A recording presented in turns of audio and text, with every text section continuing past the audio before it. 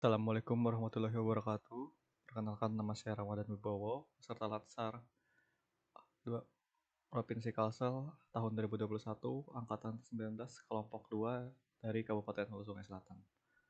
Pada kesempatan kali ini saya akan membahas tentang analisis isu efektivitas kinerja individu berdasarkan tupoksi di lingkungan kerja saya di instalasi gawat darurat Rumah Sakit Umum Daerah Haji Brigjen Haji Hasan Basri, Kandangan, Hulu Sungai Selatan. Pertama, kita akan membahas tentang pre-analisis masalah-masalah apa saja yang bisa kita temukan di instalasi gawat darurat.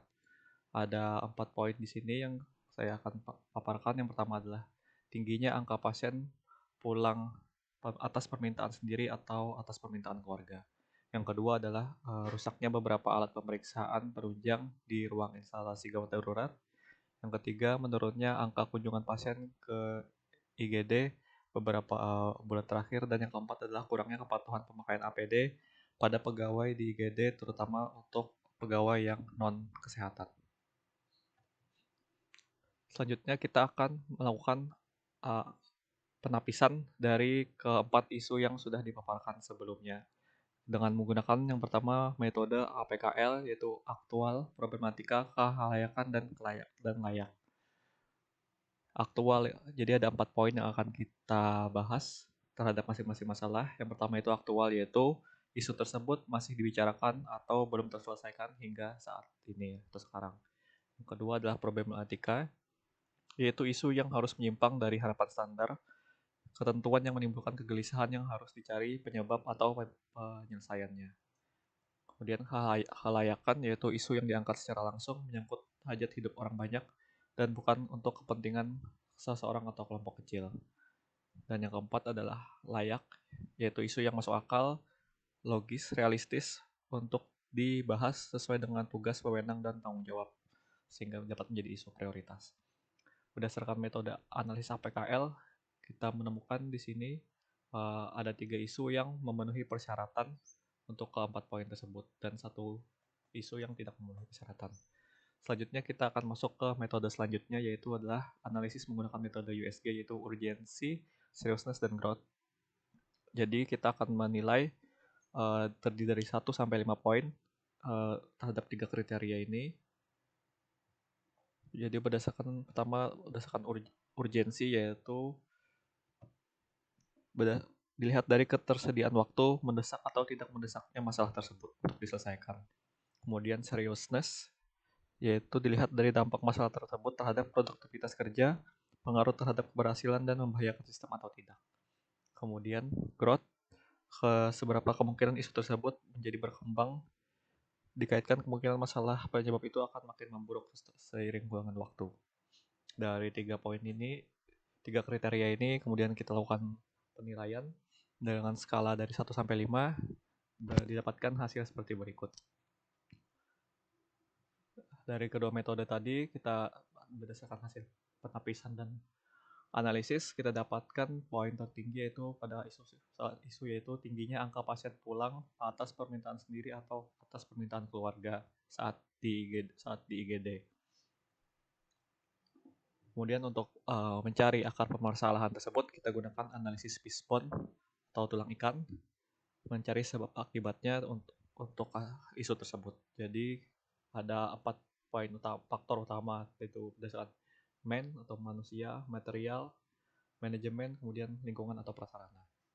Berdasarkan aspek manusia atau orangnya, tingginya angka pasien pulang APS itu biasanya akibat karena indikasi dari pasien yang perlu perawatan ruang isolasi atau kecurigaan ke arah infeksi COVID. Biasanya harus dilakukan perawatan di ruang isolasi sampai keluarnya hasil PCR. Nah, biasanya pasien atau keluarga itu tidak bersedia jika pasien dirawat di ruang isolasi kalau tidak ada penunggunya. Kemudian, salah satu tingginya angka pasien pulang atas permintaan sendiri adalah pada kasus-kasus kecelakaan yang biasanya tidak ditanggung oleh BPJS, sehingga untuk biaya perawatan atau pengobatan itu biaya dari pasiennya sendiri. Itu menjadi faktor tingginya juga pasien APS. Kemudian dari faktor manajemen, biasanya tidak ada tindak lanjut atau program apabila ada pasien-pasien yang pulang atas permintaan sendiri, kecuali biasanya dari BPJS yang kartu BPJS-nya tidak bisa dipakai selama 1 bulan. Kemudian faktor lingkungan adalah terdapat beberapa alat yang rusak di IGD yang itu akan mempengaruhi dari kepuasan dari pasien yang dilayani di sana. Kita akan melakukan analisis SWOT, yaitu berdasarkan strength, weakness, opportunity, dan threat terhadap isu tersebut. Untuk faktor strength atau kekuatannya, untuk di IGD saat ini, 1 kali shift jaga itu terdiri dari 2 dokter dan 3 perawat, dan juga ada 2 bidan untuk pasien-pasien bersalin. Itu menjadi faktor mempengaruhi meningkatkan pelayanan saat IGD. Kemudian saat ini pasien di IGD juga tidak terlalu banyak. Hal itu juga akan bisa memfokuskan pelayanan untuk pasien-pasien yang harus melakukan perhatian khusus. Kemudian yang ketiga adalah di Rumah Sakit Hasan Basri juga penanganan pasien, terutama untuk perawatannya itu berdasarkan sesuai gender jika memungkinkan. Jadi itu juga akan mempengaruhi dari faktor kepuasan pelayanan kepada pasien. Untuk weakness atau kelemahannya, hal-hal yang menyebabkan tingginya angka pulang paksa itu adalah kurangnya pengetahuan keluarga tentang kondisi pasien yang harus dirawat. Jadi pasien yang gawat dan perlu perawatan, terkadang keluarga tidak mengetahui kondisi tersebut dan tetap memaksa untuk membawa pulang pasiennya. Kemudian juga yang kedua adalah tingkat ekonomi menengah ke bawah. Ini kelemahan untuk pasien-pasien yang biasanya harus bayar biaya pengobatan sendiri yang biasanya tidak tercover BPJS atau tidak memiliki BPJS. Kemudian juga salah satu faktor yang menyebabkan pasien itu ingin pulang adalah tidak tersedianya ruang VIP saat ini terkait pandemi COVID-19, sehingga pasien-pasien yang ingin ruang private biasanya minta pulang sendiri dan memilih rumah sakit yang lain. Kemudian untuk peluang opportunity, BPJS saat ini menanggung sebagian besar penyakit, jadi untuk pasien-pasien yang tidak memiliki biaya untuk berobat biasanya ditanggung oleh BPJS untuk sebagian besar penyakit. Kemudian untuk pasien-pasien yang terkonfirmasi positif COVID-19, biaya pengobatan dan perawatannya itu ditanggung pemerintah 100%. Untuk ancamannya, pasien-pasien yang APS biasanya memilih untuk ke rumah sakit lain, sehingga adanya rumah sakit lain itu bisa menjadi ancaman untuk pasien yang pulang. Kemudian juga tingginya angka prevalensi COVID-19 hingga saat ini itu juga menjadi salah satu ancaman. Kemudian terapi alternatif, ini biasanya pada kasus-kasus trauma, pasien biasanya lebih memilih untuk melakukan pengobatan alternatif daripada dirawat di rumah sakit untuk penanganan lebih lanjut. Kemudian kita akan memberikan alternatif penyelesaian untuk masalah tersebut.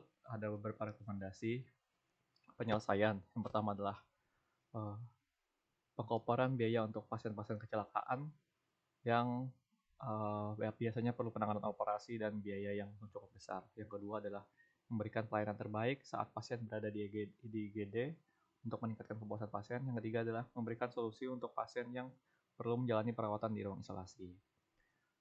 Untuk tahapan pelaksanaannya, untuk pengkoporan biaya itu bisa dengan menyediakan pegawai jasara harja di IGD agar pasien bisa langsung mengurus apabila terjadi kasus-kasus kecelakaan untuk pengkaparan biaya kecelakaan tersebut. Kemudian yang kedua, menjelaskan setiap tindakan, durasi pemeriksaan penunjang, laboratorium biasanya, kemudian penjelasan kondisi pasien sebelum dan sesudah melakukan tindakan itu akan memberikan kenyamanan pada pasien.